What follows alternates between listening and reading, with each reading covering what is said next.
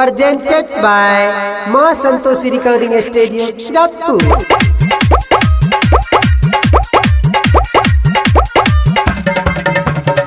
Ma Santoshi Recording Studio, Hatgachhi, गिरटपुर चौक। शादी से पहले गलती हो गईल, शादी से पहले गलती हो गईल सखी कुमारे में, शादी से पहले गलती हो गईल सखी कुमारे में। हमर महीना सखी रुकी गई है अनिसावा के कोयला से, हमर महीना सखी रुकी गई है अनिसावा के कोयला से। के कर नाम ही बताई सब हमरे गलती बा, के कर नाम ही बताई सब हमरे गलती बा। हमर महीना सखी रुकी गई हौ बिपिनवा के कोयला से, हमर महीना सखी रुकी गई हौ बिपिनवा के कोयला से।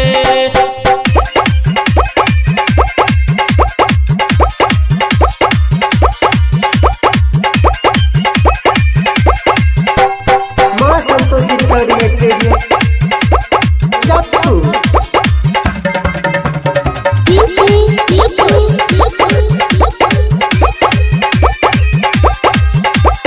जब मन करे घर में उआवे, कोना में हमके बोलावे, बाजा में धके मजा उमारे, कबो न हमारा के छोड़े। जब मन करे घर में उआवे, कोना में हमके बोलावे, बाजा में धके मजा उमारे, कबो न हमारा के छोड़े। केतनो करी माना ए सखी,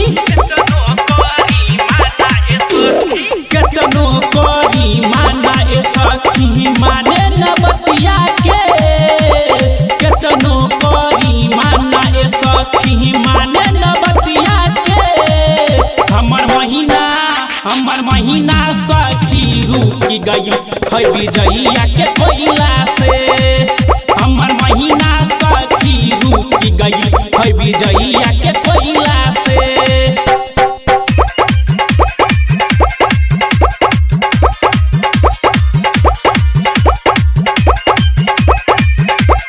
Ma Santoshi Recording Studio, Shirapur.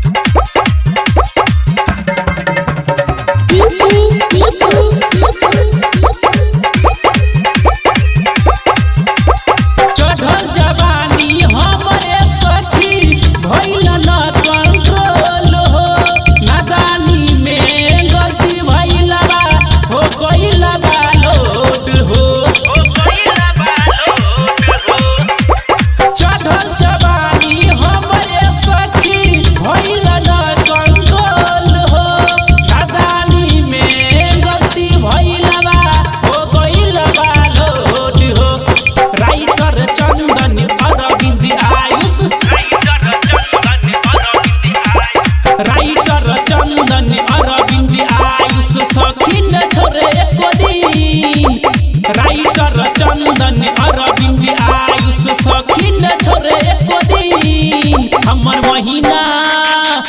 महीना सखी रुकी गई हौ पंकजवा के कोयला